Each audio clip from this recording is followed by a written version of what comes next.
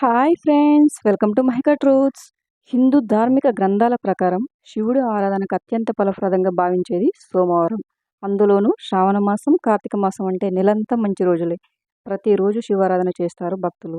అయితే ఆ మహాదేవునికి ప్రీతిపాత్రమైన సోమవారం రోజున శివుడిని పూజించడం వల్ల ఆ పరమేశ్వరుడు ప్రసన్నుడై తన భక్తులపై అనుగ్రహాన్ని కురిపిస్తాడు. ఈ ఏడాది ఆగస్టు 5 సోమవారం నుంచి శ్రావణ మాసం ఆరంభమవుతుంది. ఈ శ్రావణ మాసంలో మొత్తం 4 సోమవారాలున్నాయి. ఈ శ్రావణ మాసంలోని 4 సోమవారాల్లో శివుడిని తప్పకుండా పూజించాలి. ఇక ఈ 4 సోమవారాలు శివుడిని పూజిస్తే కోటి జన్మల పుణ్యఫలితం లభిస్తుంది.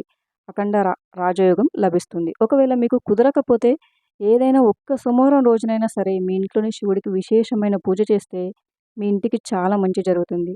శివుడికి పూజ చేయాలంటే స్త్రీలు ఉదయాన్నే నిద్రలేచి తలస్నానం చేసి ఇంట్లో పూజ చేసుకోవాలి.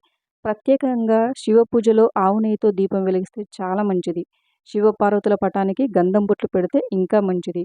ఇంట్లో శివ పూజ చేసే సమయంలో శివ చాలీస పారాయణం చేయాలి.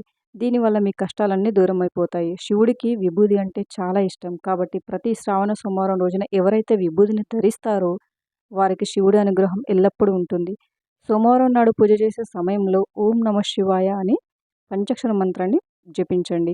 దీనివల్ల మీ ఇంట్లో ధనవర్షం కురుస్తుంది. శ్రావణ సోమవారాలు ఇంట్లో పూజ చేసేవాళ్ళు శివుడికి నైవేద్యంగా పచ్చి శనగలను నివేదించండి. ఇలా చేయడం వల్ల మీకున్న డబ్బు కష్టాలన్నీ తొలగిపోతాయి. పరమేశ్వరుని ఆశీస్సులు తప్పకుండా లభిస్తాయి. ఈ శ్రావణ సోమవారం రోజున ప్రత్యేకించి శివలింగానికి అభిషేకం చేస్తే అఖండ రాజయోగం ప్రాప్తిస్తుంది. ఆ శివయ్యకు ఒక చెంబు నీళ్లు సమర్పించిన చాలు. ఆ శివయ్య మీ భక్తికి పులకరించిపోతాడు. శివ పూజలో మరో ముఖ్యమైన విషయం ఏమిటంటే శివుడికి ఎన్ని పూజలు చేసినా శివాభిషేకం చేయనిదే మీరు చేసిన పూజ పూర్తి కాదు. శివాలయానికి వెళ్ళి శివుడికి అభిషేకం చేయలేని వారు సోమవారం చేసే శివ పూజలో బియ్యపిండితో ఒక లింగ రూపాన్ని తయారు చేసి ఆ లింగాన్ని శివుడిగా భావించి నీటితో అభిషేకించండి. ఇలా చేస్తే మీ పూజకి శివుడు సంతోషించి కోరిన వరాలను అందజేస్తాడు. ఆవు పాలతో శివుడికి అభిషేకం చేస్తే చాలా మంచి ఫలితం ఉంటుంది. చాలామంది పాలను ప్యాకెట్లోనే ఉంచి అలానే శివలింగం పైన పోస్తూ ఉంటారు. కానీ ఇలా అస్సలు చేయకూడదు. ఇలా చేస్తే అది మహాపాపంగా పరిగణించబడుతుంది. కాబట్టి శివుడిని అభిషేకించేటప్పుడు ఆ పాలను ఒక గ్లాసులో ఆవు పాలను పోసుకొని శివలింగానికి అభిషేకం చేయాలి. శివలింగంపై పాలు పోసిన తర్వాత నీళ్లతో ఖచ్చితంగా అభిషేకం చేయాలి. అలా చేస్తేనే సంపూర్ణ అభిషేక ఫలితం దక్కుతుంది. జిల్లేడు పూలతో శివుడిని పూజిస్తే తొందరగా కరుణిస్తాడనే విశ్వాసం. శివుడిని పూజించిన ఈ జిల్లేడు పూలను మహిళలు తలలో పెట్టుకుంటే చాలా మంచి జరుగుతుంది. నందివర్ధనం పూలతో శివునికి పూజ చేస్తే మీ జీవితంలో ప్రశాంతత లభిస్తుంది.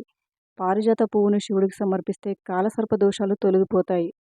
శివుడికి ఎరుపు రంగు పువ్వులు పెడితే పూజకు తగిన ఫలితం దొరకదు. నెయ్యితో శివుడికి అభిషేకం చేస్తే సంతాన సౌభాగ్యం కలుగుతుంది. ఆర్థిక సమస్యలు తొలగిపోవాలంటే చెరుకు రసంతో శివుడికి అభిషేకం చేయండి. శివ పూజలో నైవేద్యంగా వెలగపండును సమర్పిస్తే దీర్ఘాయుష్షు లభిస్తుంది.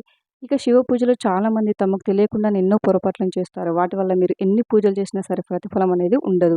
మీ పూజ గదిలో శివుడి పటానికి కేవలం గంధం బొట్లు మాత్రమే సమర్పించాలి.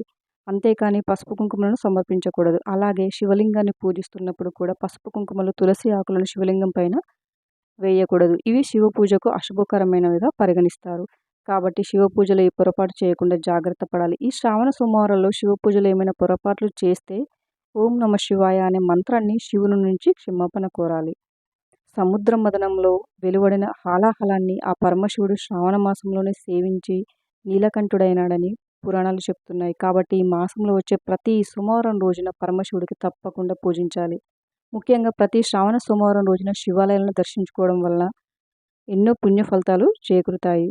శివాలయాల్లో పూజలు, అభిషేకాలు చేయించే వారికి వ్యాపార అభివృద్ధి, ఆర్థిక అభివృద్ధి ఉంటుంది. మీ వైవాహిక జీవితం దుఃఖమయంగా ఉన్నా లేదా పెళ్లిల్లో ఏమైనా సమస్యలు ఉంటే సోమవారం రోజున శివాలయానికి వెళ్ళి శివలింగం ముందు ఒక బిల్వపత్రం సమర్పిస్తే మీ కష్టాలన్నీ దూరం అవుతాయి. శివపురాణం ప్రకారం పరమేశ్వరుడికి పూజ చేసేటప్పుడు మీ పూజలో శివుడికి జమ్మి ఆకులను సమర్పించడం వల్ల మీ సమస్యలన్నీ తొలగిపోతాయి. కష్టాలు దూరం అవుతాయి. నష్టాలు పోయి లాభాలు వస్తాయి.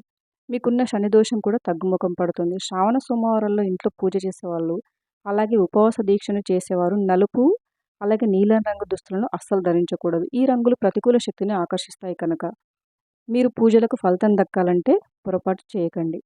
శ్రావణ సోమవారంలో ఉపవాసం చేసేవారు తెల్లవారుజామున తలస్నానం చేసి శివ పూజ చేయాలి. తలస్నానం చేయకుండా ఉపవాసం చేయడం వల్ల ప్రయోజనం అనేది ఉండదు. శివుడి ఆశీస్సులు కూడా లభించవు. ఈ శ్రావణ మాసంలోనే పార్వతీదేవి తపస్సు చేయడం వల్ల శివుడిని తన భర్తగా పొందింది. అటువంటి పవిత్రమైన శ్రావణ మాసంలో శివుడిని పూజించడం ద్వారా ఉద్యోగం, కుటుంబం, వైవాహిక జీవితం, ఆరోగ్యం, డబ్బుకు సంబంధించిన అనేక సమస్యలను పరిష్కరించుకోవచ్చు. శివుడు అనుగ్రహం ఎల్లప్పుడూ మనపై ఉండాలంటే ఈ 2 సమయాలలో శివుడిని పూజించాలంట. అందులో మొదటిది సూర్యుడు ఉదయించేటప్పుడు, రెండోది సూర్యాస్తమయం.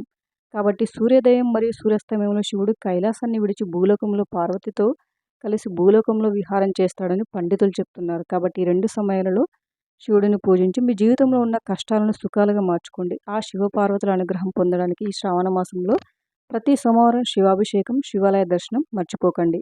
ఫ్రెండ్స్, ఈ వీడియో కనుక మీకు నచ్చినట్లయితే వీడియోని లైక్ చేసి ఓం నమః శివాయ అని కామెంట్ చేయండి. అలాగే మా ఛానల్ని కూడా సబ్స్క్రైబ్ చేసుకోండి. Thank you for watching.